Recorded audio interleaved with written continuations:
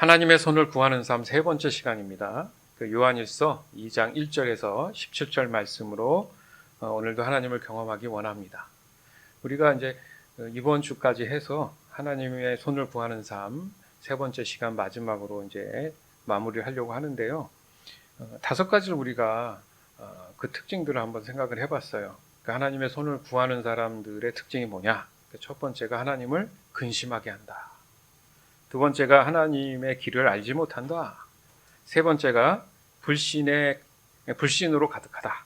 그리고 네 번째가 세상에서 말하는 사랑은 이루어지지 않는다. 그리고 마지막으로 다섯 번째가 참다운 순종이 없습니다. 뭐 다 좋은데 저는 이번 준비를 하면서 제일 많이 걸리는 게 하나님을 근심하게 한다는 게 제일 걸려요. 뭐 그렇잖아요. 부모라든지 사랑하는 사람이 있으면 속상하게 하는 일들이 있지 않습니까? 근심하게 하는 것 자체가 마음을 불편하게 하고 아프게 한다, 이런 의미이기 때문에 죄된 사람의 근본적인 문제는 하나님을 근심하게 한 게 아니냐, 나머진 그 결과에 대한 게 아니냐, 이런 생각이 자꾸 듭니다. 그렇고요. 그래서 오늘은 네 번째, 다섯 번째를 좀 나누기를 원해요. 세상에서 말하는 허상적인 사랑이죠. 말만의 그 사랑은 절대 이루어질 수 없다. 그리고 다섯 번째가 정말 진짜 참 순종은 없다. 이 얘기를 한번 나누고자 합니다. 그래서 네 번째, 세상에서 말하는 사랑이 이루어지지 않는다. 여러분, 복음의 핵심을 우리가 늘 뭐라고 얘기했습니까? 한마디로 하나님과의 관계 회복이다, 이거잖아요. 그죠? 사람에게 복음이 필요한 이유는 결국에 가서는 하나님께서 원하시는 것은 하나님과 끊어진 관계를 다시 회복하는 것. 그것이 이제 복음의 핵심이다. 그래서 여기서 말하는 이 회복이라는 것이 곧 하나님과의 친밀한 교제로 다시금 그 관계가 돌아간다, 다시 이루어진다, 이런 의미라고 우리가 정리를 했습니다. 그러나 사람의 죄로 인해서 하나님과의 이 친밀한 교제가 깨졌단 말이죠. 즉 하나님만을 사랑하던 그 시절이 분명히 있었어요. 그런데 바로 이 죄로 인해서 하나님보다는 세상을 사랑하게 됐다는 얘기죠. 그런데 이렇게 얘기해서 끝내면은 세상을 사랑하는 것이 있구나, 이렇게 하지만 우리가 성경적으로 좀 더 정확히 말하면 세상 또한 하나님이 만든 세계예요. 맞죠? 그렇잖아요. 그러면 세상을 사랑하는 게 이상한 게 아니잖아요. 근데 왜 세상을 사랑한다는 말을 해서 죄가 되느냐, 이게 중요한 겁니다. 지금 왜요? 실제 우리의 삶 안에 하나님보다 더 사랑하는 게 존재한다면 그게 죄라고 얘기를 하니까. 그 주인 되시는 하나님이 계심에도 불구하고 어떻게 사람이 세상을 사랑한 것이 죄라고 하느냐 했을 때, 이게 정확히 얘기한다면 근본적인 게 뭐냐면 사람 자신이 하나님의 것을 주인처럼 행세하고 싶어졌다, 이 얘기가 되는 거예요. 그렇죠? 그러니까 사랑에 대한 정의를 우리가 몇 번 했는데 정확히 알아야 되는 게, 이 허상적인 그냥 알고만 있던 사랑에 대한 의미로 이 사랑을 써서는 안 된다, 이 의미까지 가는데, 근본적으로 바로 사람 자신이 자기 자신을 사랑하기 시작했다, 이 얘기예요. 쉽게 얘기하면 이제 교만해졌다, 그 얘기도 같은 말이지 않습니까? 사람이 자기 자신을 더 소중히 여기는 그런 의미에서 자기 자신을 사랑한다는 의미로 얘기를 하는데, 자기가 자기를 사랑하면 자기 스스로 고통스러워하고 아파합니까? 그렇잖아요. 모든 사람이 다 개인적으로 개개인이 다 능력자지 좀 그렇지 않다는 게 지금 모순이란 말이죠. 따라서 사람이 하나님과의 이 친밀한 교제가 이탈된 그 요인이 바로 세상에 있는 물질에 대해 관심을 갖기 시작했다, 이거예요. 누누이 말씀드리지만 세상에 눈에 보이는 물질의 관심보다는 내 마음에 갖고 있는 그런 생각들에 대한 것을 한마디로 얘기하면 욕심인데, 그 욕심이 밖으로 나와서 세상에 있는 것에 모든 것을 내가 소유하려는 거예요.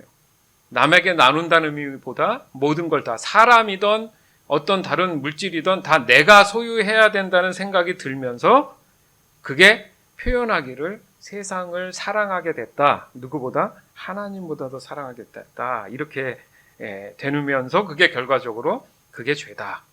이렇게 된 겁니다. 그래서 좀 더 성경적으로 쉽게 예를 들자면 우리가 구속사 예를 들 때 항상 출애굽을 얘기하지 않습니까? 그래서 하나님은 이 이스라엘을 그 애굽으로부터 탈출해 내는 과정에서 많은 시간이 걸리지 않았어요. 뭐 어떤 사람은 하루 만에 나왔다. 뭐 하여튼 어쨌든 며칠 만에 나왔습니다.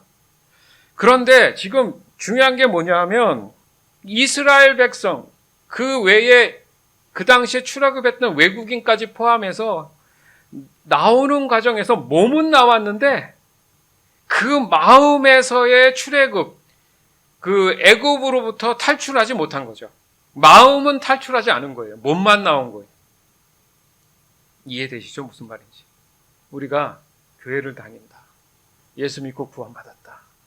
그래서 나와서 어떤 이렇게 예배도 하고 또 나름 봉사도 하고 섬기기도 하고 뭔가를 하는 그 육체의 모습은 있는데 그 마음 안에는 아직도 여전히 과거에 가졌던 죄된 모습들에서 탈출을 하지 못한 상태다. 같은 말이라는 거예요. 같은 말이라는 거죠. 어느 정도였냐면 이스라엘 백성들이 광야 생활한 게 40년이에요. 근데 40년을 꽉 채워가지고 그 40년의 세월 모두를 다 그 마음에서 애굽을 탈출하지 못한 상태에서 끝났다는 거예요. 누가? 1세대가. 그들은 가나안에 들어가지 못했잖아요. 그렇죠?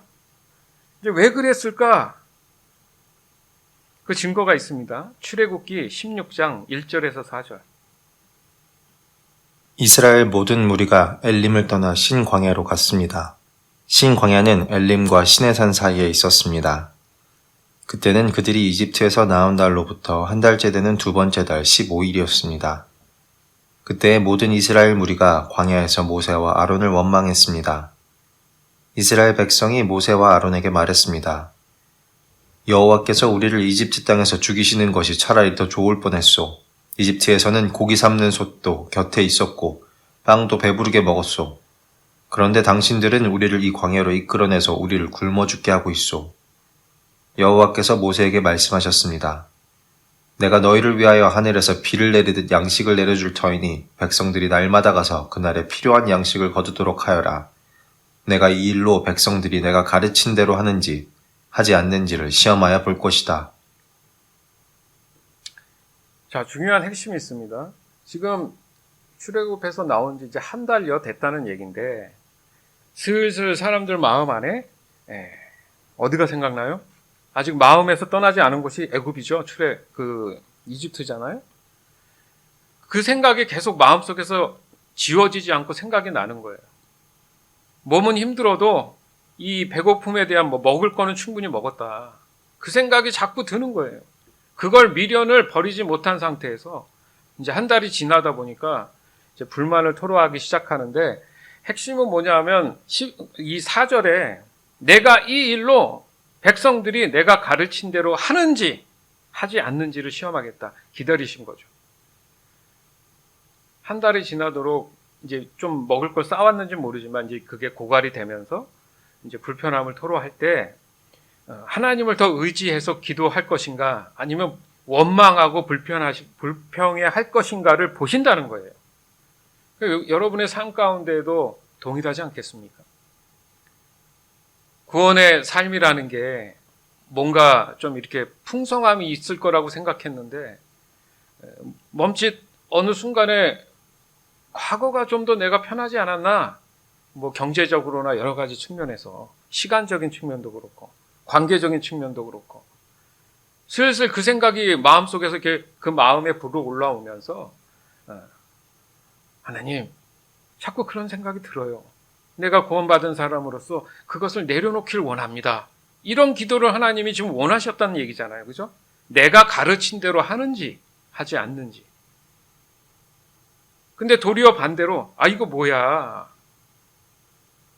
구원하면 뭔가 좀 내 스스로도 뭔가 좀 착해지고 뭔가 이게 있어야 되는 그런 느낌 있잖아요. 물질적으로도 뭔가 자유해야 되는데 맨날 쪼달리고 힘든 삶, 이건 뭐야? 도리어 더 힘들고 어렵네? 거기서 이제 오는 현혹, 얄팍된 그런 생각들이 뭐냐면, 그러면 돈을 좀 열심히 많이 벌어서 헌금 많이 하면 되는 거 아니야? 자, 이렇게 이제 자기 합리화를 시작하게 되는 거죠. 그게 미혹인 거예요. 그게 미혹인 거예요. 근데 여기도 말씀하셨지만 하나님은 그걸 지켜보신다는 거예요. 왜요? 복 받을 자 복 받는 거거든요. 네. 분명히 하나님은 명확한 질서의 하나님이세요. 두리뭉실하게 모든 걸 다 사랑하시지 않는다는 사실이 우리가 명백하게, 명철하게, 정확하게 깨닫고 있어야 되는 그런 부분이라는 거죠. 그렇지 않습니까? 바로 이 40년 동안을 동일한 마음으로 여전히 모세와 하나님을 원망했지 가면 갈수록 신앙이 성숙해 가질 않았어요. 네? 더 사람들이 마음이 사악해지고 더 불만이 커져가만 갔지 그게 수그러들어서 성숙해 가질 못하고 있었다는 얘기죠. 그러니까 사람들이 도리어 이제 자신들의 필요에 대한 요구가 더 뻔뻔하기 시작하는 거예요. 네. 그걸 한국말로 하면 배은망덕이라고 하죠. 살려놨더니 보따리 달라. 이제 이러는 거죠. 그러니까 이미 죄로 인한 사람의 마음 안에는 하나님의 영이 떠나신 그런 상태이기 때문에 그 마음이 늘 불완전할 수밖에 없다는 겁니다. 그래서 언제나 그 마음에 생각들이 악할 수밖에 없다. 이상한 게 아닙니다. 지금 전쟁이 나고 뭐 맨날 살인이 나고 속이고 이게 왜 그럴까? 왜 사람이 사람 되지 이상한 게 아니라 그게 도리어 세상은 자연스러운 거예요. 그게 맞는 거예요. 거기서 맞지 않게 하기 위해서 우리가 구원함을 받는 거에 대한 그 절실함, 현실성을 우리가 인식하자는 얘기를 지금 계속해서 하는 겁니다. 창세기 6장 5절에서 6절, 잠언 4장 23절, 로마서 8장 7절에서 8절, 골로새서 3장 1절에서 2절, 5절에서 6절. 여호와께서 땅 위의 사람의 악한 행동이 크게 퍼진 것을 보셨습니다.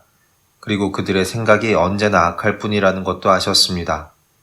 여호와께서는 땅 위에 사람을 만드신 것을 후회하시며 마음 아파하셨습니다. 무엇보다 내 마음을 지켜라.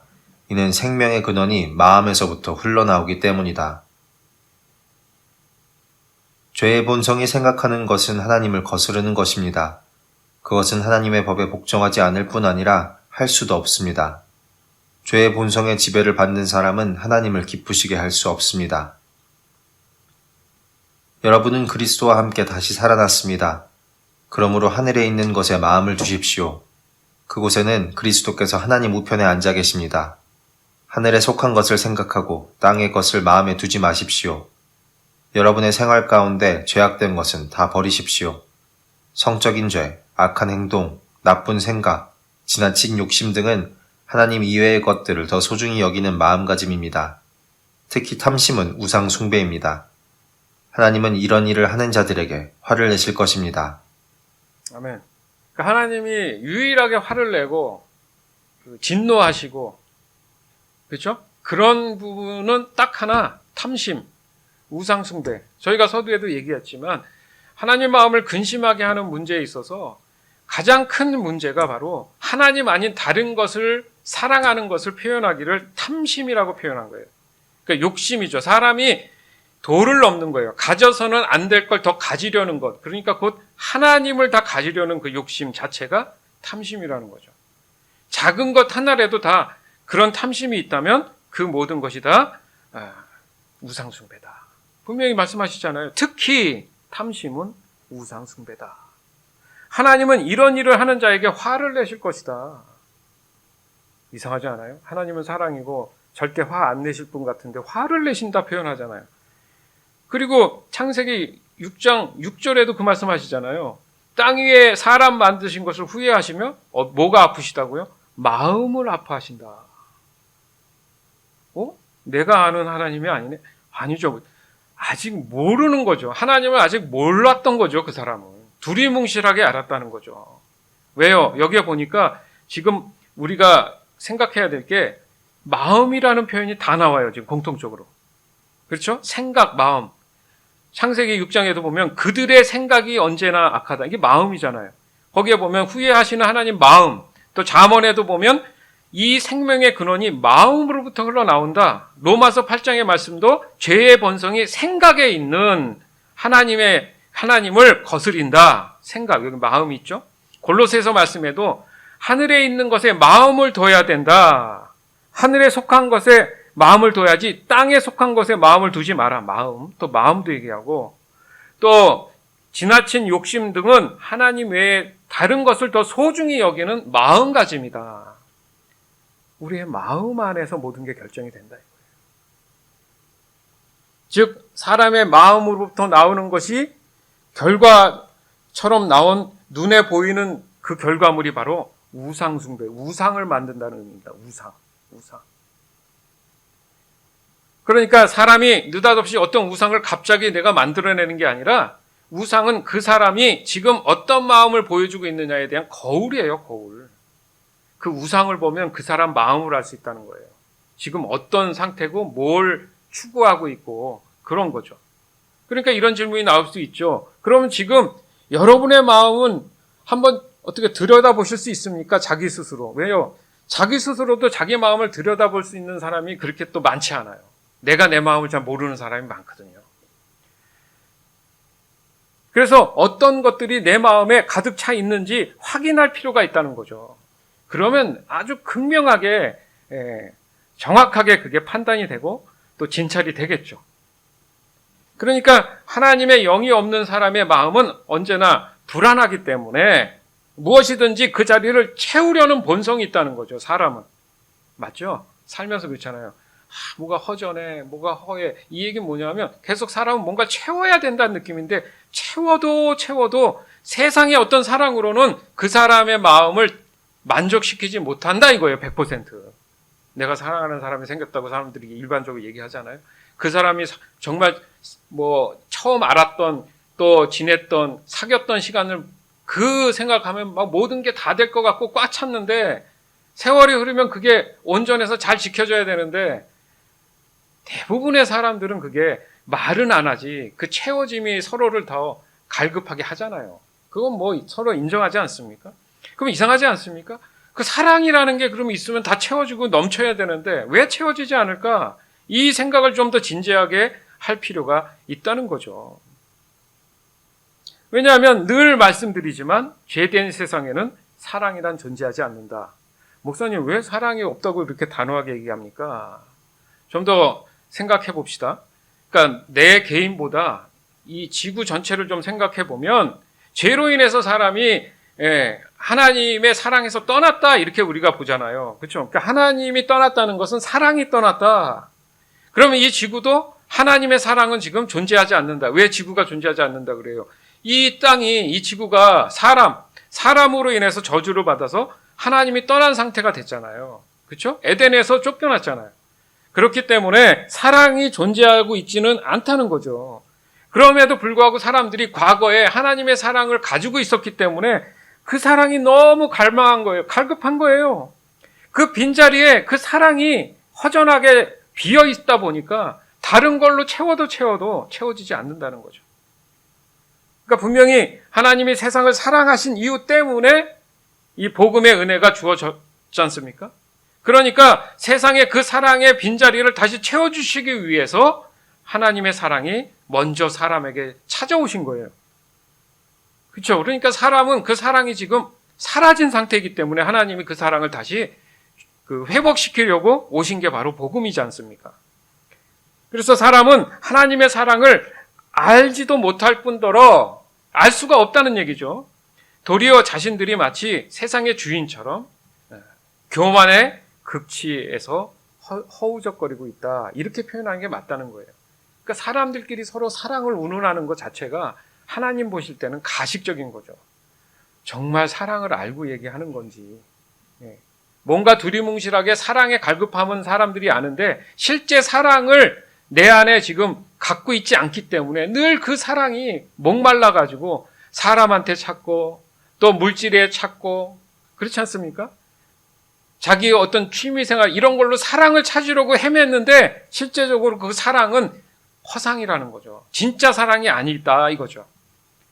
그러다 보니까 신앙적인 측면에서 더 앞으로 나갈 수가 없더라는 겁니다. 즉 사람이 사랑을 받기 위해 창조된 존재라는 것이 진리라는 거예요. 사람이 도리어 하나님께 사랑을 줄 수 있는 존재가 아니죠. 인정하지 않습니까? 따라서 사람이 사람에게 사랑한다는 말을 하는 그 이유는 바로 이 사랑에 대한 진리를 전달하는 거지. 사랑이라는 게 이런 거야, 이런 거라고 하더라. 이렇게 얘기를 서로 나누는 것 뿐이지 그 사람 자체가 사랑이 될 수는 없다는 얘기를 하고 싶은 거예요. 제 말을 듣고 좀 그런 생각이 들지 않습니까? 그렇잖아요. 그게 좋은 거래. 이 얘기는 할 수 있어요. 근데 그게 실제 내 삶에 잘 안 오는 부분이 많지 않습니까? 맞잖아요. 그렇지 않습니까? 여러분 생각해 보세요. 쉽게. 아니 모세가 하나님을 처음 만나가지고 지팡이를 바닥에 던졌는데 뱀이 됐다. 여러분 그게 어떤 마음이 드세요? 그 얘기를 들으면 진짜 하나님은 살아계시고 막 이 마음속에 막 뜨거움이 있어갖고 야 진짜 지금 나라도 지팡이 던지면 그 지팡이가 뱀이 될 것 같아. 이런 마음이 드세요? 아니면 그랬구나. 이 정도? 마치 과거에 어떤 그 신화를 듣는 느낌? 예전에는 그랬는데 지금은 일어나지 않는다는 그런 생각? 뭐 있잖아요. 그러니까 덤덤한 거죠. 예수님이 오병이어를 일으켜서 그 많은 사람들을 다 먹고도 남게 하셨다는 얘기를 난 들었어. 그냥 들었을 뿐이지. 실제 내가 현장에 있는 것처럼 진짜 하나님은 살아계시는구나. 예수님이 우리를 향한 이 복음을 위해서 그런 일을 하셨구나. 막 그런 마음속에 뜨거운 감동, 경외심 막 이게 끌어오릅니까? 그런 의미에서 우리가 사랑을 얘기할 때 그 사랑의 느낌은 알아서 눈물은 나는 것 같아도 실제 내가 그 사랑 가운데 눈물 나는 게 아니고 그 사랑이 갈급해서 눈물이 나는 거예요. 그랬으면 하는 마음에서. 이 얘기를 분명히 하는 이유가 있는 거죠. 그러니까 사람은 겸손해야 된다는 얘기를 하는 거예요. 정말 하나님 사랑을 내 안에 모시고 싶은 마음이 있어야 된다는 얘기를 하고 싶은 거죠.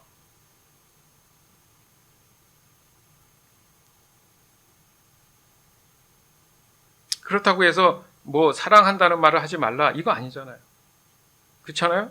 더 명확한 이 사랑에 대한 성경적 참 진리를 깨닫고 사용할 수만 있다면 이 말이 뭡니까? 내 안에 하나님의 사랑이 분명히 계시면 그 사랑은 즉각적으로 사랑이 가지고 있는 하나님이 가지고 계신 사랑의 성품들이 실제적으로 그 능력이 나타난다는 거죠. 그게 순종이라는 거예요. 그래서 말씀에 보면 뭐 형제를 사랑해라 뭘 해라 하는 게 이게 나한테 뭔가 좀 감흥이 오고 막 이래야 되는데 이게 덤덤한 게 개념만 하는 거야. 그래 이 인식이 깨달아지면 기도하죠. 하나님 이 개념이 아니라 하나님의 사랑이 내 안에 정말 오셨으면 좋겠습니다. 그 애절한 마음의 기도. 그 기도만 해도 10년이 걸릴 수도 있는데 여러분 그런 기도는 얼마나 한다고 생각해요? 그냥 오늘도 내일도 어려운 일 힘든 일 이거 기도하는 게 시간 다 뺏기고 하나님 사랑에 대해서는 그게 바로 하나님의 손을 구하는 삶이 될 수 있다라는 얘기를 하고 싶은 거예요. 성령께서 지혜를 주셔서 깨닫게 해주실 줄 믿습니다. 간절히 정말 믿습니다. 다시 이스라엘 백성들의 모습을 좀 더 생각해 보죠. 그들은 모세가 없는 틈을 타서 자신들의 마음에 거울을 만들었어요. 그죠? 그 사건이 있었죠. 즉 그들이 믿고 의지하고 싶었던 하나님에 대한 그 상상이 있었을 거 아니에요. 그것이 그 마음이 드러난 거죠. 그게 뭐예요? 금으로 만든 송아지가 뚝딱 나와버린 거예요. 무슨 말입니까? 그들 마음에 있던 게 밖으로 나온 거예요. 그러니까 그들이 생각했던 하나님은 금송아지인 거죠. 이해되십니까? 그러면 우리는 어떻습니까? 나는 하나님을 생각한다고 하는데 내가 설정하고 내가 이해한 하나님이 바로 금송아지가 될 수도 있고 사람이 될 수도 있고 이 얘기입니다. 그러니까 하나님이 다른 것을 더 소중히 여기는 것은 나를 사랑하는 게 아니다. 이렇게 말씀을 하신 거예요. 즉 그들이 출애굽하면서 줄곧 상상해 왔던 마음의 하나님이 바로 금으로 만든 송아지다라는 사실을 하나님은 들키게 하신 거예요. 들키게 하신 거예요. 너희들의 지금 현재의 상태를 봐. 나를 바라보는 게 나의 얼굴, 그 사랑을 구하는 게 아니고 너희들은 너의 필요에 대한 손만 구하고 있잖아. 이걸 하나님께서 대놓고 그들로 하여금 마음을 들키게 하신 거라는 거예요, 여러분. 그러니까 결국 그들은 하나님의 손만 구한 겁니다. 출애굽기 20장 1절에서 6절. 하나님께서 이렇게 말씀하셨습니다. 나는 너희가 종살이하던 이집트 땅에서 너희를 인도해낸 너희의 여호와 하나님이다. 너희는 나 외에는 다른 신들을 두지 마라. 너희는 우상을 만들지 마라.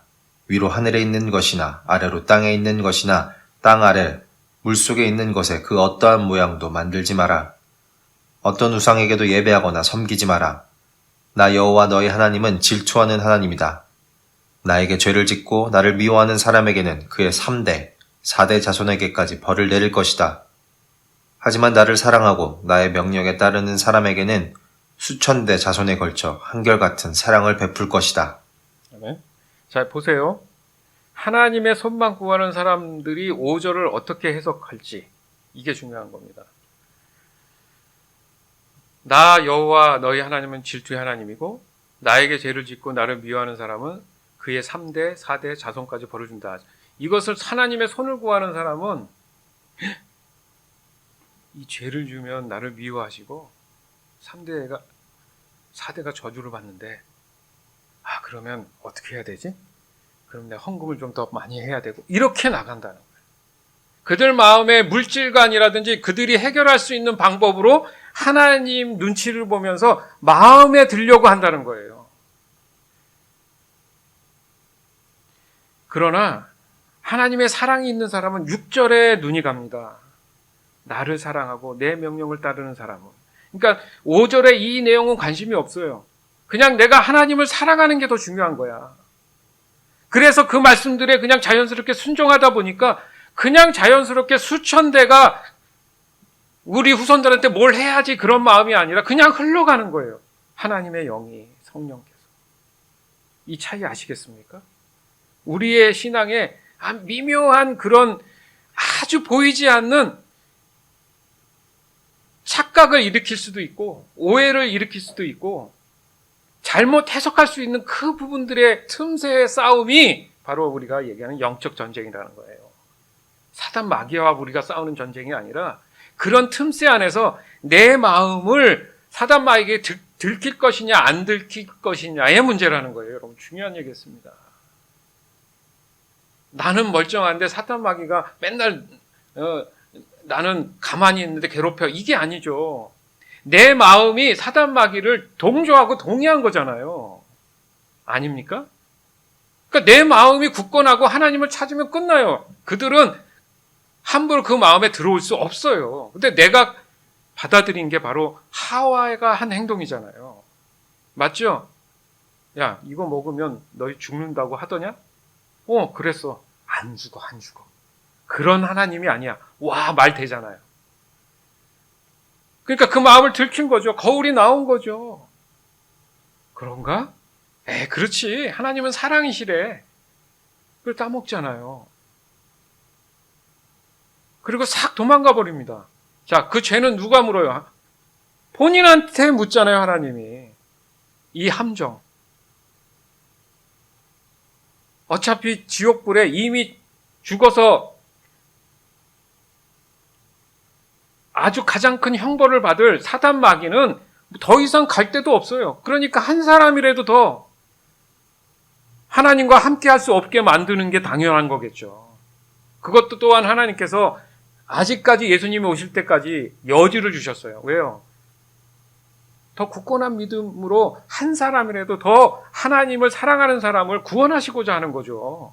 그냥 두리뭉실하게 아무나 그냥 끄집어서 구원하시겠습니까?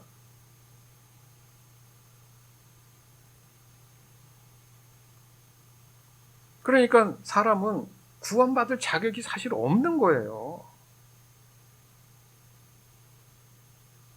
그런데 늘 부족함만 채워달라고 손만 벌리는 존재잖아요. 이런 말씀이 깨달아지면 그냥 자기 스스로 고개가 조아려지겠죠. 겸손해지겠죠. 오죽했으면 사도 바울이 자기 자신을 비유할 때 괴수 중에 괴수라고 했겠습니까? 구원받았음에도 불구하고. 왜? 자기 자신을 깨닫게 된 거죠. 사람이 얼마나 죄된 모습의 삶을 저주를 받은 것인지를 깨닫게 된 거예요. 성령의 지혜를 얻어서. 그걸 비추어 보니까 자기는 정말 하나님께 뭘 하나 요구한다는 것 자체가 교만이었다는 거죠. 그러니까 표현하기를 어떻게 세상적으로 가장 최악의 표현을 할까 해서 나는 괴수 중에 괴수다 이렇게 표현한 겁니다. 그런데 누가 더 잘난 사람이 어디 있어요 지금? 내가 조금 하나님 안다고? 내가 조금 무슨 성령 충만하다고? 함부로 말할 수 없습니다. 늘 얘기하는 게 있잖아요. 기쁘고 순수한 마음으로 다른 사람을 격려하고 위로하는 것이다. 그게 뭐랬죠? 하나님을 경외하는 마음을 아는 사람. 남들보다 많이 가졌다고 해서 다른 사람을 위로하고 격려하는 게 아니에요. 그 사람 마음 안에 하나님의 사랑이 있기 때문에 그 사랑으로 어떤 사람이든 위로할 수 있고 격려할 수 있는 겁니다. 사랑은 오래 참고 온유하며 그거 사람 스스로가 가능합니까? 그런 사람 보셨어요? 그 전제가 뭐예요? 하나님은 거기에 사랑은 자체 그 단어에 하나님은을 넣어야죠. 그러면 그 해석이 아주 쉬워집니다. 그 하나님이 내 안에 있기 때문에 내가 그 하나님의 성품대로 이끌려 감으로 인해서 자연스럽게 순종이 된다는 게 답이에요, 사실. 그렇기 때문에 다섯 번째, 참다운 순종이 없다는 얘기를 하는 겁니다. 어떤 사람이 하나님의 손만 구하는 사람은 참다운 순종을 하는 게 아니고 자기의 이익을 위해서 순종하는, 그러니까 순종이 아니지. 무슨 말인지 알죠? 사람이 먹고는 살아야 되니까 나가서 일하잖아요. 막 우와 오늘도 내가 막노동판에 가서 8시간, 10시간을 일해. 너무 감사해 기뻐. 이런 사람이 있어요? 정말 있습니까? 저는 들어보지 못했는데. 예? 벽돌을 지고 막 땀을 흘리면서 손님 다 뭉개질 정도로 막, 예? 얼마 받지도 못하는데 왜 그들은 바보가 아닌 이상 왜 나가요? 누가 대신 살아주지 않으니까 자기가 땀을 흘려야 소산을 얻는 저주를 받았으니까. 근데 그걸 와 기쁘다 할렐루야 하면서 노동이 신선하다고요? 그런 사람 없잖아요.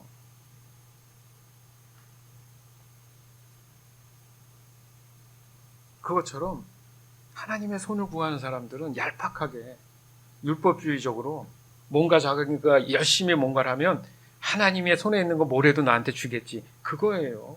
그게 무슨 참다운 순종입니까? 히브리서 3장 18절에서 19절. 하나님께서 약속의 땅인 안식처에 결코 들어오지 못할 것이라고 누구에게 맹세하여 말씀하셨습니까? 그에게 순종하지 않은 사람들을 두고 하신 말씀이 아닙니까? 우리는 그들이 믿지 않았기 때문에 하나님께서 약속하신 안식처에 들어가지 못했다는 것을 알 수 있습니다. 아멘. 이 구절이 자꾸 반복돼서 우리가 나누는 이유가 있죠. 그렇지 않습니까? 네. 핵심이 뭡니까? 하나님을 믿지 않아서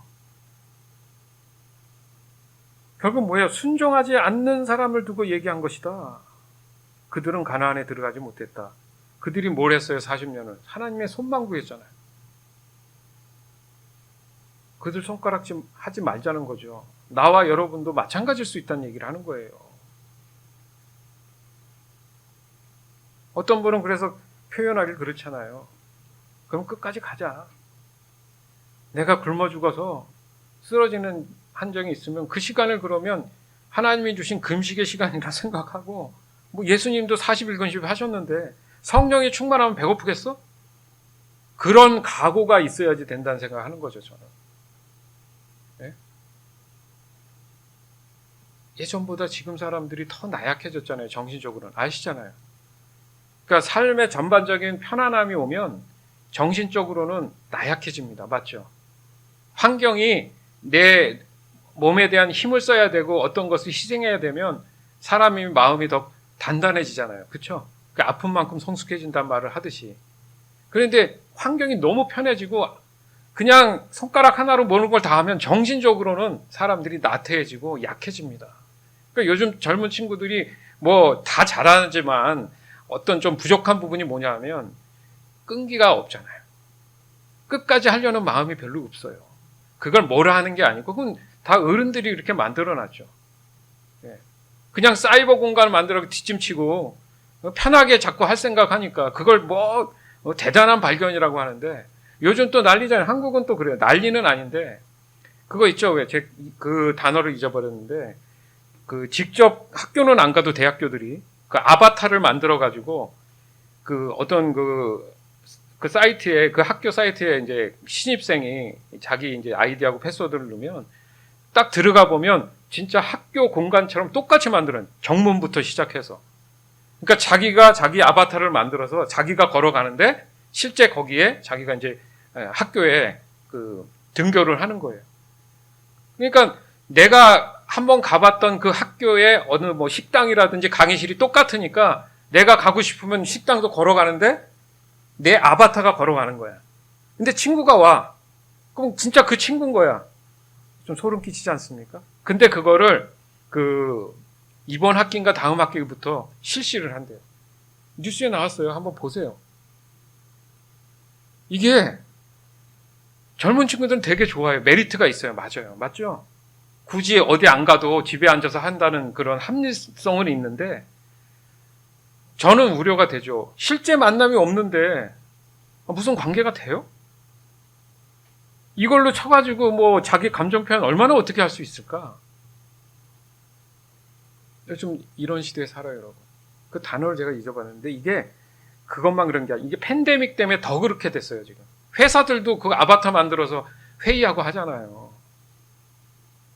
그게 지금은 좋아 보여도 정서적으로 얼마나 다음 세대, 우리 다음 후손들에게는 악영향을 미치는지 한번 생각해 보십시오. 가뜩이나 지금 온라인 예배다 해가지고 이게 또 편리성 때문에 다 떨어져 나가는데 교인들이요. 여러분 주변에 안 들었어요? 다 떨어져 나가요. 그래서 저희가 다음 주부터는 안 되겠다 싶어서 이제 줌이라고 이제 얼굴로 이제 들어와서 이제 예배에 참석하니까 각자 이렇게 봐서 대화하는 게 아니라 이제 화면에 이제 얼굴 자기가 있어요. 그래서 이렇게 같이 예배할 수 있도록 하는 거예요. 아직 이제 사정 때문에 참석 못 하시는 분들이 있잖아요.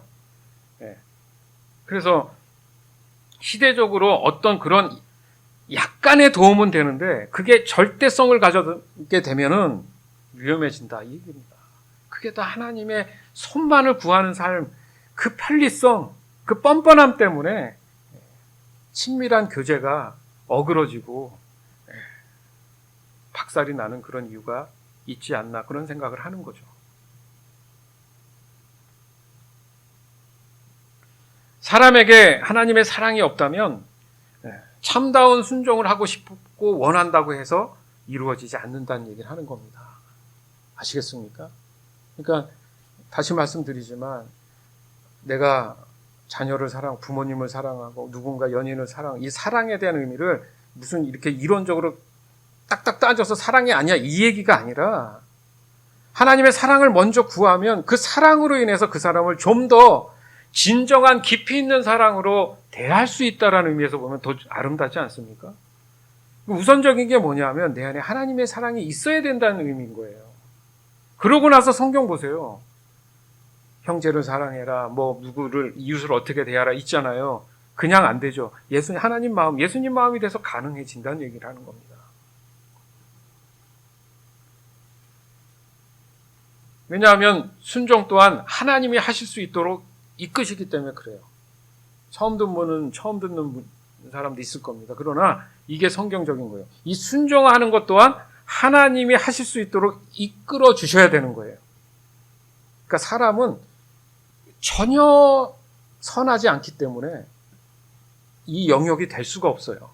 이렇게 그냥 여러분 딱 단호하게 마음 먹으면 돼요. 그래야 하나님을 찾을 수밖에 없는 거예요. 이게 두리뭉실해져 버리면 하나님 안 찾아요. 맞지 않습니까? 이집트에서 가나안까지 이끄신 분이 누구예요? 그걸 모든 계획을 하시고 모든 걸 아시기 때문에, 모든 필요를 아시기 때문에 필요에 따라 합리적인 공급을 하신 분이 누굽니까? 하나님이시잖아요. 그 광야에서 농사 짓게 하셔가지고 주시겠습니까? 갑자기 땅에서 막 채소가 나오게 해갖고 주셨어요? 아니잖아요. 하나만 먹어도 배부를 수 있는 캡슐과도 같은 만나가 내려왔잖아요. 역사적으로 그런 게 어디 있습니까, 지금? 요즘 사람들 다이어트 하는 사람들 그 얘기 하잖아요. 요만한 거 먹어도 충분히 배부르고 풍만감 있는 걸 만들었으면 좋겠다. 근데 뭐가 없어요? 입에서 느끼는 그 맛에 대한 게 없으니까 또 이게 식상한 거죠. 만나가 그런 거였어요. 그 사람들이 뻔뻔한 게 그래서 고기 달라고 또 하잖아요. 이게 뭐야 이거. 입에서 그냥 과자 냄새 나는 듯이 막 이것만 나니까 또. 그러니까 맨날 하나님의 사랑이 아니라 자기 입만 행복하고 기쁜 것만 계속 찾은 거죠. 그러니까 불만을 토로해내고.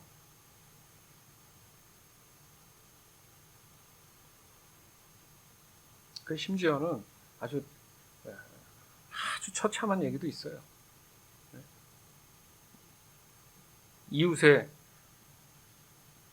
이웃과 서로 약속을 해서 오늘은 네 자식을 내가 먼저 먹고 다음 날은 내 자식을 주마. 말도 안 되는데 그런 짓을 해서 세상에 그 사랑하는 아이를 끓여갖고 먹고는 이제 자기 자식 다음 날 할차례가 되니까 안 한다고 살인 나는 거죠. 그 자체가 웃기는 거 아닙니까? 여러분 이게 극단적인 것 같죠? 네. 이런 말 있잖아요. 칼만 안 들었지 강도라는 말처럼 하나님 앞에 하는 행동들이 이 악함이라는 게 여러분 성경에는 진짜 더 표현 안 됐을 뿐이지 사람의 악함이 간접적으로 말씀을 보면 느껴질 수 있어요. 그 정도입니다. 우리는. 제가 왜 이렇게 적나라하게 얘기하죠? 우리 포기하라는 얘기가 아니잖아요. 그래서 하나님을 더 의지하라는 얘기를 하고 싶은 거예요. 그래도 우리를 사랑하시니까 얼마나 감사한 일입니까? 그런 나를 사랑하셔서 같이 하자고 하시는데 내가 뭘 더 바라죠? 뭔 욕심이 있겠습니까? 이게 여기서도 알 수 있는 게 하나님은 인정을 해요. 맞죠? 이스라엘 백성 보면 하나님의 존재에 대해서는 인정을 하는데 하나님 말씀으로 인도함을 받는 건 싫어해. 왜? 하나님이 뭔가 갖고는 있는 것 같아. 그러니까 그 하나님은 인식을 하는 거지. 존재는 인정하는데 그 하나님은 관심이 없고 지금 나한테 필요한 게 이거니까 이거 좀 달라는 거예요. 그러니까 다시 말해서 하나님의 뜻보다는 자신들의 뜻을 위해서 하나님의 능력을 자신들 마음대로 좀 쓰게 해달라는 거예요. 근데 성가신 거지. 이거 하지 마라, 저거 하지 마라. 그러니까 이제 핑계를 대는 거예요. 그러니까 자신 마음대로 안 되니까 애써서 하나님을 불신하는 겁니다. 따라서 하나님의 손만을 구하는 사람에게 있어서 이 순종이란 이기심으로 이루어진 자기 교만이다. 그 얘기밖에 할 수 있는 게 없어요. 결국 사람에게 있어서 근본적으로 이 죄가 해결되지 않는 한은 참다운 순종이 일어나기가 어렵구나가 아니라 아예 안 되는구나. 이게 맞는 말이죠. 그래서 안 되고 있구나. 요한일서 2장 1절에서 6절. 나의 사랑하는 자녀들이여, 나는 여러분이 죄를 짓지 않게 하려고 이 편지를 씁니다. 그러나 누군가가 죄를 짓는다 하더라도 우리에게는 우리를 도와주시는 예수 그리스도가 계십니다. 그는 의로운 분이시며 우리를 대신하여 아버지 앞에서 우리를 변호해 주십니다. 예수님만이 우리의 죄를 위해 화목제물이 되셨으며 오직 예수님을 통해서만 모든 사람들의 죄가 용서받을 수 있습니다. 또한 우리는 우리가 하나님의 계명들에 순종할 때 진실로 하나님을 안다고 자신 있게 말할 수 있습니다. 하지만 누군가가 나는 하나님을 알아요 라고 말하면서 그분이 명령하신 것에 순종하지 않는다면 그 사람은 거짓말쟁이입니다. 그에게는 진리가 없습니다. 하나님의 가르침을 따라 순종해야만 그 사람 안에 하나님의 사랑이 완전히 이루어지게 될 것입니다. 이것이 우리가 하나님을 따르고 있음을 보여주는 방법이 됩니다. 누구든지 자기 안에 하나님께서 계신다고 말하는 사람은 예수님께서 사신 것처럼 살아야만 합니다. 아멘. 우리가 살면서 참 교회에 오면 가장 이제 뭐 예수님 얘기도 많이 하니까 참 성령 충만한 것 같은데 일주일에 그 버거운 삶을 살려보면 순간 많이 놓치죠. 예수님 놓치고 뭐 다 놓치죠. 그러면 불쑥 또 이제 자기 죄성이 또 올라와요. 근데 그렇기 때문에 지금이 그런 게 아니라 과거에도 그랬기 때문에 지금 그렇잖아요. 여러분이 죄를 짓지 않게 하기 위해서 편지를 씁니다. 무슨 말이에요? 이 대상이 누구예요? 나의 사랑하는 자녀들이여잖아요. 사랑 안에 있다는 것은 지금 예수님 공동체 안에 있는 사람들을 얘기하잖아요. 그럼에도 불구하고 과거로 따지면 죄를 짓고 있는 거네. 근데 그 당시는 우리처럼 지금 이런 말씀들이 정리가 안 돼 있으니까 이해도 되죠. 그러나 우린 이미 다 정리가 됐음에도 지금 죄를 짓는다는 건 더 위험하다는 얘기를 하고 싶은 거예요. 그러면서 죄를 짓지 않도록 우리가 항상 마음 안에 생각해야 될 분이 누구다? 예수 그리스도가 있음을 기억해라. 그러니까 죄를 짓고 예수님을 찾는 게 아니고 예수님이 있음을 인식하면 죄를 짓지 않게 된다. 이 얘기를 하고 싶은 거예요. 이것도 잘못 해석하면 죄를 짓고 나면 내가 예수님 찾아가면 되는구나. 이게 하나님의 손을 구하는 거예요. 이 말씀은 예수님이 계시기 때문에 더 이상 죄를 짓지 않을 수 있다 하면서 2절에 예수님이 저와 여러분의 죄를 위해서 희생하셨잖아요. 이 얘기를 왜 합니까? 그 정도로 나를 위해서 예수님이 저렇게 죄를 위해서 하셨는데 내가 죄를 지을 수는 없지. 이 생각을 하라는 거잖아요. 그래서 3절에 하나님의 계명을 순종할 때 진실로 하나님을 안다고 자신 있게 말할 수 있는 거다. 그 사람들, 나 알아요. 제가 교회 다닌 게 지금 몇 년인데, 저 성경 공부 마스터 했어요. 네? 영적 리더? 저 3기예요, 3기. 제 밑에 제자들 많습니다. 알아요. 할 수 있죠. 그런데 그 사람의 실제 삶에서 하나님의 말씀대로 순종 안 하는 게 있으면 그건 거짓말쟁이라는 거예요. 왜? 그냥 안 거야. 그 개념만, 지식으로만 아는 거지. 왜요? 여기 말씀에 그에게는 뭐가 없다? 진리가 없다. 진리가 누구예요? 하나님이 없다. 사랑이 없다.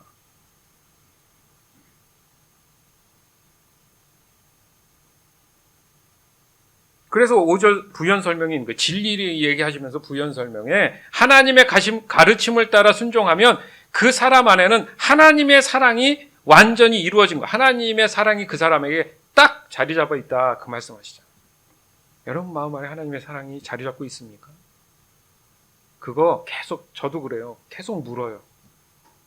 그래서 말씀드리잖아요. 아침에 자기 전에 꼭 까먹는 경우 있죠?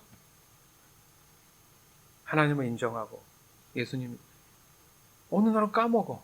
그게 바로 그날 정신없이 산 거예요. 그래서 그게 가르침에 대한 말씀하시고 훈련을 얘기하시는 게 반복해서 해야 됩니다. 그러면 늘 내 의식 속에 하나님이 이제 계속 불안하지 않고 여기 완전히 이루어졌다. 아예 이제 고정이 돼서 안 떠날 때까지 내가 끊임없이 하나님을 향한 몸부림이 있어야 된다는 얘기죠. 네. 그러면서 누구든지 자기 안에 하나님께서 계신다고 말한다면, 그렇잖아요. 저 안에 계신데요. 말한다면, 자, 이게 쉬운 말이 아니에요. 예수님께서 사신 것처럼 살아라. 와, 쉽지 않습니다. 그냥 계신다면 말씀대로 잘 행해라 이렇게 하가 아니라 예수님이 사신 것처럼 살아라. 예수님이 어떻게 살았어요? 온리 하나님, 온리 성령님. 예? 보통 일이 아니죠. 근데 하나님은 아세요. 쉽지 않다는 거 아시는데 기준을 그렇게 잡아야 덜하지. 공부하는 학생이 A 플러스를 기준으로 해서 열심히 공부해야 어렵고 힘들어도 B는 맞을 거 아닙니까? 근데 졸업만 하면 되지. 적당히 B만 맞자. 그런 사람은 100% CD 맞습니다. 목표를 높게 잡은 만큼 내가 노력을 해야 되기 때문에 조금 못해도 그 밑으로 가는 거예요. 예수님처럼 사십시오. 그럼 내가 예수님이 된다는 얘기가 아니잖아요. 더 겸손하게 예수님 말씀 끊임없이 보면서 예수님이 어떻게 하셨는지 보면서 따르는 삶. 이게 좀 더 정확히 얘기하면 예수님의 제자가 돼서 사십시오죠.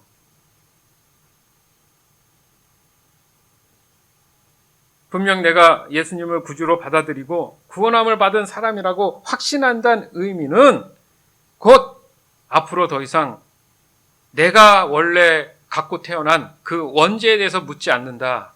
이거 못 박아야죠. 여러분 그렇게 믿고 있지 않습니까? 로마서 8장 1절에도 분명히 말씀하시죠. 그리스도 예수 안에 있는 사람은 정죄함이 없다. 정죄를 받지 않는다.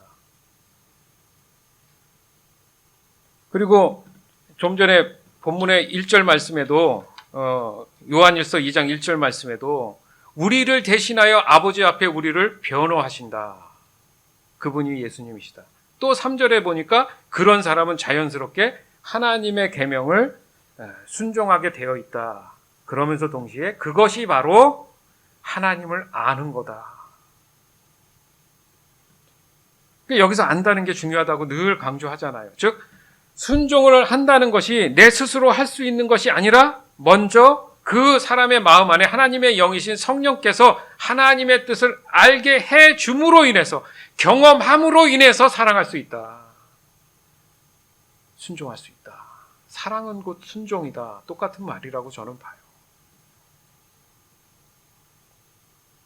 즉 사람의 어떤 선택에 있어서 내 스스로 옳다고 딱 확신이 드는 거는 선택하지 않아요. 그냥 그 길로 가요. 맞죠? 근데 그게 헷갈리고 자꾸 갈등되니까 그렇지 명확한 진리가 나한테 딱 자리 잡혀서 하나님이 내 안에 딱 계시면 선택의 여지가 없이 그냥 그 길로 가요. 사랑하니까. 그게 순종이죠. 그러나 불순종이 나타내는 것은 4절 말씀에 보면 그에게 뭐가 없다? 진리가 없다는 것이고 그것이 곧 진리의 영이신 성령이 그 사람 마음 안에 없기 때문에 그 사람 마음에는 하나님이 당연히 없다 이거죠. 그럼에도 불구하고 보고 듣는 것으로 인해서 즉 지식적인 것으로 인해서 자기 이기심으로 안다고 하는 겁니다. 이것은 곧 하나님의 손만을 구하는 사람의 특징이라는 거죠. 반면 하나님의 가르침 곧 이끄심을 따라 순종하면 그 사람 안에 하나님의 사랑이 완전해진다. 이것이 우리가 하나님을 따름을 확인할 수 있는 유일한 방법이다. 이거죠. 그러니까 저 사람의 열매를 보면 저 사람의 구원을 알 수 있다. 이 얘기를 하는 겁니다. 따라서 누구든지 자신의 마음 안에 하나님이 계신다고 말할 수 있는 사람은 곧 예수님을 닮은 모습으로 살아가게 된다는 거죠. 그러니까 예수님이 돼서 산다는 게 닮은 모습으로 산다고 얘기하는 거예요. 그래서 주 안에서 사랑하는 여러분, 구원은 그 사람의 삶의 열매를 통해 확증이 됩니다. 물론 사람은 완벽할 수 없어요. 그러나 그 완벽할 수 없다라는 것이 자신을 합리화하는데 악이용돼서도 안 됩니다. 중요한 것은 삶의 열매를 위한 온전한 의지, 의존이 필수입니다. 즉, 내 자신의 부족함을 100% 인정하고 그 부족함을 언제나 내 마음 안에 계신 하나님의 영, 곧 성령님을 의존하는 것이 필수라는 얘기예요. 그러면 자신의 마음에 눈에 비춰진 모든 환경이 과거의 죄성을 가진 그 눈에 비춰진 환경으로 보이는 것이 아니라 내 안에 계신 그 오직 성령의 눈으로 비춰져 보이기 때문에 그러다 보면 참다운 순종이 자연스럽게 일어난다는 거죠. 정리되시죠? 내 의지가 아니라 이끌림을 받는 거예요. 순종. 즉 순종을 위한 순종이 내 마음에 늘 나의 신앙을 신실하게 지켜주더라는 겁니다. 순종을 위한 순종. 요한일서 2장 7절에서 11절. 들이여, 나는 여러분에게 새 계명을 쓰고 있는 것이 아닙니다. 이것은 여러분이 처음부터 가지고 있었던 것과 똑같은 계명이며 이미 들어보았던 가르침입니다. 그러나 나는 분명히 새로운 계명을 쓰고 있습니다. 이 계명은 진리입니다. 여러분은 이 진리를 예수님 안에서 그리고 여러분 자신 안에서 발견할 수 있습니다. 어두움은 지나갔고 이제는 진리의 빛이 밝게 비치고 있습니다. 나는 빛 가운데 있습니다 라고 말하면서 자기의 형제를 미워하면 그는 여전히 어두움 가운데 사는 사람입니다. 자기의 형제를 사랑하는 사람만이 빛 가운데 살고 있는 사람이며 그런 사람은 다른 사람들을 잘못되게 하는 일이 없습니다. 그러나 형제를 미워하는 사람은 어두움 가운데 있는 사람이며 어두움 속에 살면서 자신이 어디를 향해 가고 있는지를 알지 못하는 사람입니다. 그것은 어두움이 그를 눈멀게 만들었기 때문입니다. 자, 여기서 정리할 게 있어요. 여러분들이 뭐 이미 아시는 분도 있지만 여기 보면 형제 표현하죠. 그러니까 이게 형제라는 개념이 뭐냐면 그러니까 자매는 아니다 이게 아니라 남자를 얘기하는 게 아니라 그 믿음의 신앙의 관계성이에요. 예수님도 분명히 그렇게 말씀하셨고 여기에서 말하는 이 형제의 개념은 그 그리스도인이 되겠죠. 그러니까 육신, 혈육으로 형제 자매도 있겠죠.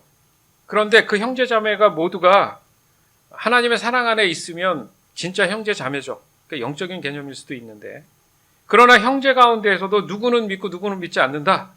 그러면 영적인 형제는 될 수 없다는 거예요. 근데 이게 두리뭉실해가지고 그냥 혈육의 형제는 모두 다 형제이기 때문에 미워하지 말아야 되고 사랑해야 되고 뭐 이게 복잡해지는 거예요, 머리가. 그런데 여기 보면 시작부터 7절부터 나의 사랑하는 친구들이여잖아요. 그렇죠? 그러면 이 편지를 쓴 사람과 여기 있는 관계에 있는 사람들이 어떤 관계예요? 혈육의 관계는 아닐 수도 있는데 자꾸 형제라는 말을 쓰잖아요. 그래서 교회에 오면 형제님, 자매님 하는 거예요. 맞죠? 그걸 우리가 이제 그냥 공통적으로 성도라는 말을 쓰지만 이게 중요합니다. 그러니까 그런 믿음의 형제끼리 미워하면 안 되죠. 하나님의 자녀인데 하나님의 자녀라는 게 하나님 안에 딸과 아들들이잖아요. 근데 하나님 보실 때 이 자녀들이 싸워. 그러면 안 된다는 얘기를 하는 거예요. 정확히 정리를 하셔야 됩니다. 그러면 세상에 있는 사람들은 뭐 어떻게 뭐 미워하고 막 멸시하고 하라. 그 얘기가 아니잖아요. 그렇기 때문에 복음을 증거하라는 얘기죠. 그들로 형제자매를 삼기 위해서. 그래서 성경에도 있잖아요. 그 복음을 듣지 않는 경우에는 발을 털고 그냥 나와라. 그들과 함께 있지 마라. 이 개념을 정확히 가져야 돼요. 그렇다고 우리만 뭐 구원받기 위해서 어떤 멤버십처럼 이 얘기를 하는 게 아니라는 거죠. 항상 얘기하면 부작용이 나요. 꼭 그렇게 얘기를 하는 분이 있는데 그렇지 않은 거, 그 얘기를 하는 게 아닙니다. 여기서 이제 계명, 곧 하나님의 말씀은 완벽한 진리잖아요. 뭐가? 전부 다. 하나님 말씀은 다 완벽한 그냥 진리예요. 이 진리로 인해, 곧 모든 것의 정답으로 인해서 하나님은 사람을 창조하셨어요. 그러니까 하나님의 기준, 선하심이 그냥 진리이기 때문에 그게 가장 완벽한 선인 거예요. 그런 이유로 사람은 그 진리 안에서, 바로 그 정답 안에서 있을 때 정상적인 생활이 가능한 것이 바로 사람의 원래 모습이었다는 거예요. 그 원래 모습으로의 회복이 곧 복음의 본질이다. 신앙의 본질이다. 사실 그 얘기입니다. 단 얘기 다 필요 없어요. 신앙생활 잘하면은 뭐 장사 잘 되더라. 뭐 이런 거 말고 그건 부수적인 거예요. 부수적인 거. 네, 부수적인 거. 맞아요. 틀리다는 얘기가 아니라 맞는데 먼저 구해야 될 게 하나님 손이 아니라고 지금 얘기하지 않습니까? 하나님의 사랑을 구해야지.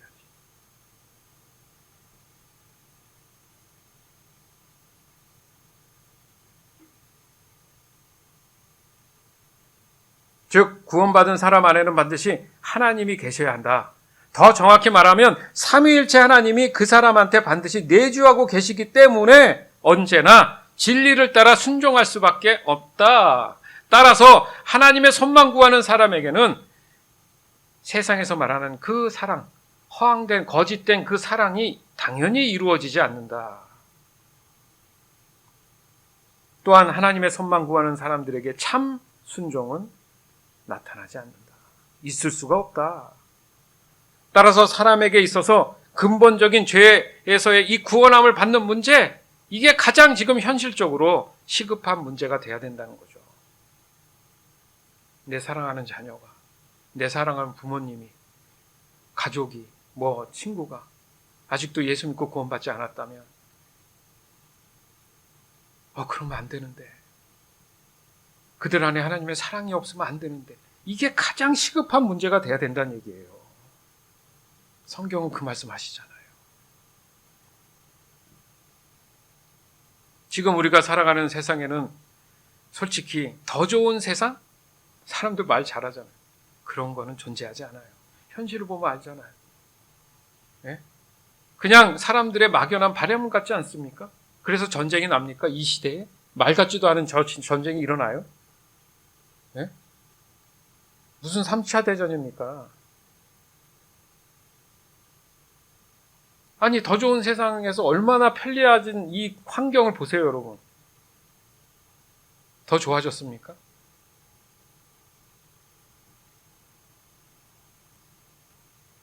이렇게 하면 또 왜 또 목사님은 불안을 조성합니까? 그 얘기하는 게 아니라 성경의 진리를 지금 함께 나누면서 구원에 대한 긴박감을 느껴서 안 되겠다. 내가 세상에 어떤 마음에 뺏기지 말고 하나님께 빨리 돌아가야겠다. 이 얘기를 하고 싶은 거잖아요.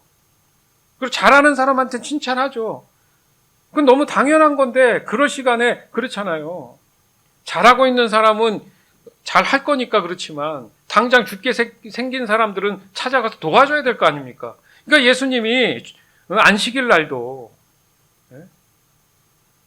어떤 사람이 가다가 구덩이에 빠졌으면 안 구할 거냐? 그 종교 지도자들이 할 말을 잃었잖아요. 구해야 될 거 아닙니까? 예배 잘하고 은혜 받는 사람은 당연히 문제가 되겠어요? 근데 그 시간에도 구원받지 못하고 함정에 빠져서 허덕이는 사람들이 있다면 아무리 주일날이라도 구해야죠. 아닙니까?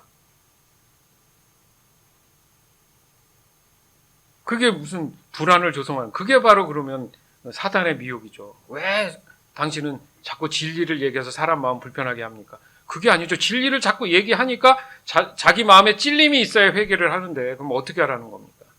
그냥 잘한다고만 해요? 그러면 다 죽게 생겼는데? 저는 그렇게 비유해요. 높은 산에, 히말리아산 이런 데 높은 데 가면 산소가 부족하잖아요.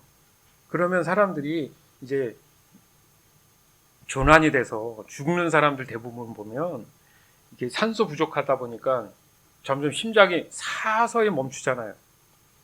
그러면 피가 온도가 내려가면서 거기서 느껴지는 게 뭐냐면 안락함을 느낀대요. 그러니까 얼어서 죽는 분들이 막 아파서 죽는 게 아니고 심장이 천천히 멈추니까 기분이 굉장히 좋답니다. 그래서 서서히 죽으면서 자기도 모르게 죽는 거예요.